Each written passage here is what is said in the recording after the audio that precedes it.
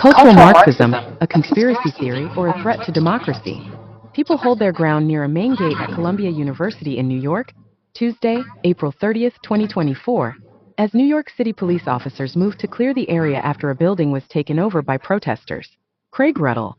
Student protests at universities across the U.S. are ostensibly related to the Hamas attacks on October 7th and Israel's military response. But there's something else that's being blamed for the uprisings: cultural Marxism. Blamed cultural Marxism directly without offering a definition.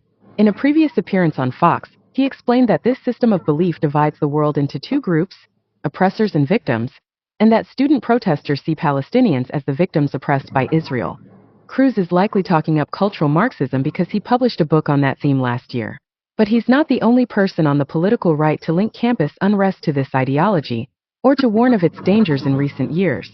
A 2022 report from the Heritage Foundation said that cultural Marxism poses a far more serious and existential threat to the United States than did Soviet communism. Jordan Peterson has spoken about it, as have other thought leaders on the right. Those on the left, however, call this idea balderdash, the newest intellectual bugaboo on the radical right. As an article published in the magazine of the Southern Poverty Law Center put it, it's actually not that new. Pat Buchanan was using the term in his presidential campaign in the year 2000. But cultural Marxism has risen to the fore again, in part because Columbia University, the epicenter of the student protests, has a history of affiliation with Marxist thought. And while some on the left have dismissed the concept of cultural Marxism as a far-right conspiracy theory, there are, in fact, advocates of Marxism teaching in American universities, and the number of young adults who prefer socialism and Marxism to capitalism is on the rise. Here's a short primer on why the controversial German philosopher, born 206 years ago this week, is coming up in connection with campus protests in 2024. When was the Frankfurt School at Columbia University? Prior to World War II, a group of German scholars focused on neo-Marxist theory became collectively known as the Frankfurt School, according to an overview published by ThoughtCo. It was not a school in the physical sense, but rather a school of thought associated with scholars at the Institute for Social Research at the University of Frankfurt in Germany. After Adolf Hitler came to power, the scholars moved their base camp to Columbia University, where it resided from 1934 to 1949, the New Republic explained in an article entitled Frankfurt on the Hudson. The scholarship most associated with this group of intellectuals is critical theory, which examines oppression and inequality in social structures and the role of media and culture in shaping society. It is the ideological ancestor of critical race theory, a recent front in the culture wars.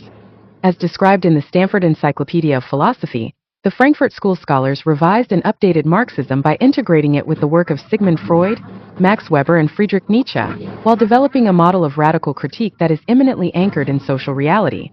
They used this model to analyze a wide range of phenomena, from authoritarianism as a political formation, and as it manifests in both the nuclear family and deep-seated psychological dispositions, to the effects of capitalism on psychological, social, cultural, and political formations, as well as on the production of knowledge itself. The fact that many of these scholars were Jewish contributes to arguments that opposition to cultural Marxism is anti-Semitic. As an article by Bill Berkowitz in Intelligence Report, the magazine of the Southern Law Poverty Center, claims. Berkowitz writes, right-wing ideologues, racists, and other extremists have jazzed up political correctness and repackaged it, in its most virulent form, as an anti-Semitic theory that identifies Jews in general and several Jewish intellectuals in particular as nefarious communistic destroyers. These supposed originators of cultural Marxism are seen as conspiratorial plotters intent on making Americans feel guilty, and thus subverting their Christian culture. But in political discourse on the right, the term has largely been divorced from its complex history and instead is being used to more broadly condemn wokeness and any progressive cause, especially those that focus on economic or social inequality. And of course, when it comes to the student protests, the people crying cultural Marxism are defenders, not critics, of Israel and the Jewish people. What does cultural Marxism mean? According to the Oxford English Dictionary, the first known use of the term cultural Marxism dates to 1938, when it was then described in the British Union Quarterly as the preliminary Bolshevization of the mind, facilitated by the indiscriminate toleration psychosis of liberalism, inherent in social democracy, and leading to its final inevitable collapse. It has since been used by the political right to describe a political agenda advocating radical social reform, said to be promoted within Western cultural institutions by liberal or left-wing ideologues intent on eroding traditional social values and imposing a dogmatic form of progressivism on society, according to the Oxford Dictionary. the anti-Semitism on college campuses is utterly disgusting. It is the direct result of the sickness of cultural Marxism that has seized control of colleges. Every violent rioter should be expelled, arrested, and, if they are not a citizen, deported. pic.twitter.com/Ted Cruz at Ted Cruz, May 2, 2024. In a 2018 article on the topic in the Hedgehog Review, Andrew Lin noted that cultural Marxism is centered in the academy and is said to hold sway over the professoriate in humanities and social science departments. Their students are then sent forth into the world to proselytize Marxist cultural principles, which rose up to replace Marxist economic principles after their failure. Marxism on campus. How many American professors are actually Marxists? Forbes reported that one estimate puts the number at 3%, although those who generally embrace Marxist or democratic socialist views are likely higher, and Marxist-leaning professors outnumber conservatives in some disciplines like social science. As reasons Robbie Soave wrote in Panic Attack: Young Radicals in the Age of Trump, published in 2019, most people know that professors are more left-leaning than the average American. What they might not realize is that so many professors teach from an explicitly Marxist perspective, or at the very least apply critical theory to the subject they teach. As for the general public, the rise in young adults expressing support for Marxism is disquieting, according to the Acton Institute, which in 2020 reported on a five-fold increase in just 1 year, saying nearly one-third of the members of Gen Z Americans between the ages of 16 and 23 deem Marxism worthy of support. The term's favorability has skyrocketed to 30% among Gen Z respondents, up from 6% in 2019. The same survey found that 49% of Gen Z approved of socialism, compared to 40% the year prior. More recently, in 2022, Pew Research Center found shrinking support for socialism among all Americans, but noted a sharp generational divide.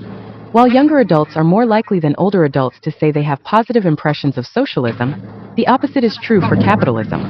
Just 40% of those ages 18 to 29 view capitalism positively.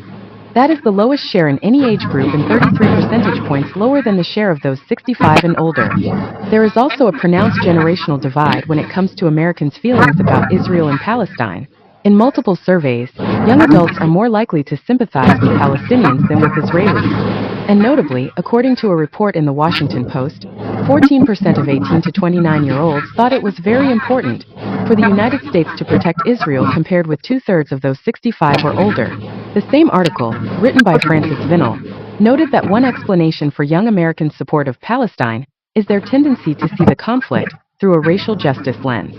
Vinell quoted Eitan Hirsch, a political science professor at Tufts University, who said many college students see the war as a people of color. That is, the Palestinians, rising up against a white oppressor. In other words, Cruz wasn't wrong to note a thread of cultural Marxism leading to the uprisings, which have led to the arrests of more than 2,000 people across the United States.